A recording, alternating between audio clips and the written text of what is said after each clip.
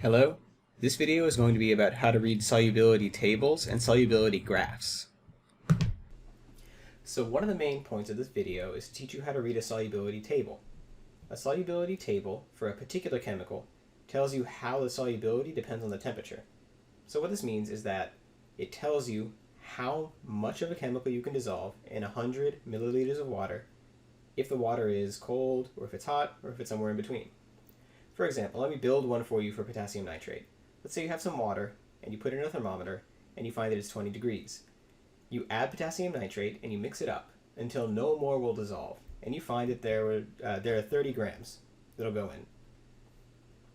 You repeat this process at 40 degrees, 60 degrees, 80 degrees, and 100 degrees, and you figure out that it'll hold 70, 110, 170, and 240 grams of potassium nitrate respectively. This is a solubility table. It's pretty simple. It tells you if you have water at a certain temperature, how much of a chemical will dissolve inside of it.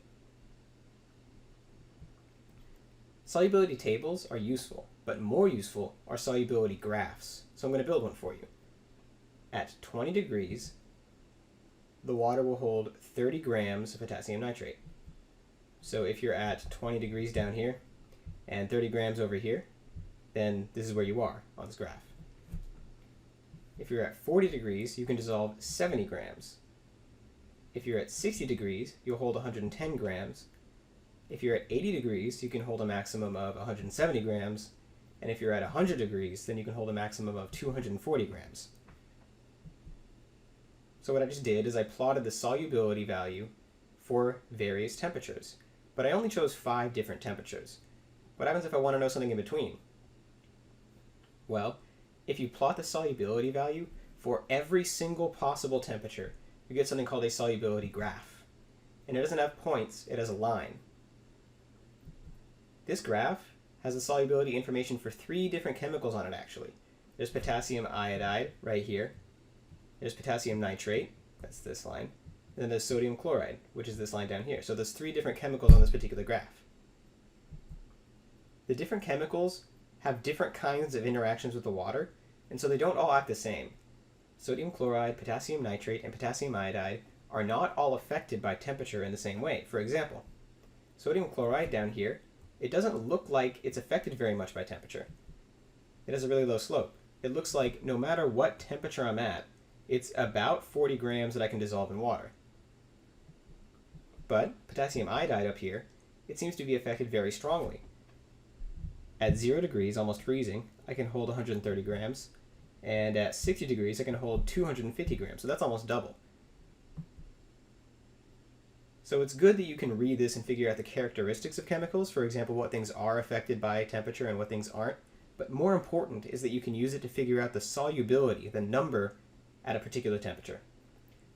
So for example, if I wanted to use this graph to find the solubility of potassium nitrate at 75 degrees, so I wanted to know how much would dissolve, I would first find 75 degrees on this temperature axis, which is here. Then I would find the corresponding solubility value for the potassium nitrate line.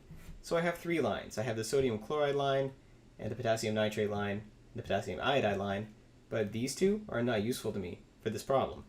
I only look at the potassium nitrate line, and I want to figure out the corresponding value on this other axis. Finally, once I know the corresponding point, I just read the number. So this is the solubility of potassium nitrate at 75 degrees, which looks to be about 150 grams per 100 milliliters of water. That means that if I had 100 milliliters of water, I would be able to dissolve 150 grams of potassium nitrate inside it. So, this graph tells me that the solubility of potassium nitrate at 75 degrees is 150 grams. This whole thing right here, this is just the unit. So don't worry about this 100. It's not something that I figured out. It just comes from this unit on the axis. The important thing is this, 150 grams per 100 milliliters of water. The number is the more important thing, the first number. I'll do 2 more really quick examples. What's the solubility of potassium iodide at 30 degrees Celsius? Well, the first thing I would do is I would find 30 degrees on the temperature axis. I would find the corresponding point on the solubility axis, and then I would approximate the number. It looks like it's about 180 grams per 100 milliliters, so That's it. Once again, what's important is this. This whole thing is the unit of this axis. So you're never going to need to figure out that number. It's not part of an equation. I didn't look it up. The important thing is that the solubility is 180 units. Final example. The solubility of sodium chloride at 60 degrees Celsius. Maybe pause the video for a second and see if you can do it for yourself. So what you would do is you would find 60 degrees on the temperature axis. You would figure out the corresponding point on the solubility axis, and you would see that it's about 40. So the solubility of sodium chloride at 60 degrees Celsius is about 40 grams per 100 milliliters. One last thing. Although solids become more soluble at warmer temperatures, gases are going to do the opposite. They're going to become less soluble at warmer temperatures. So notice that when you have a solid, it seems to slope up. A positive run gives you a positive rise of a run, right? So when you go up in temperature, you can dissolve more. But for gases, when you go up in temperature, you can dissolve less. That's it. These are the things that you should have learned from this lesson.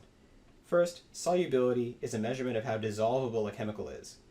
But technically, it measures how many grams will be dissolved in 100 milliliters of water. The solubility of a chemical depends on how it physically interacts with the solvent, normally water. So every chemical is going to have a different solubility and is going to look different on a solubility graph.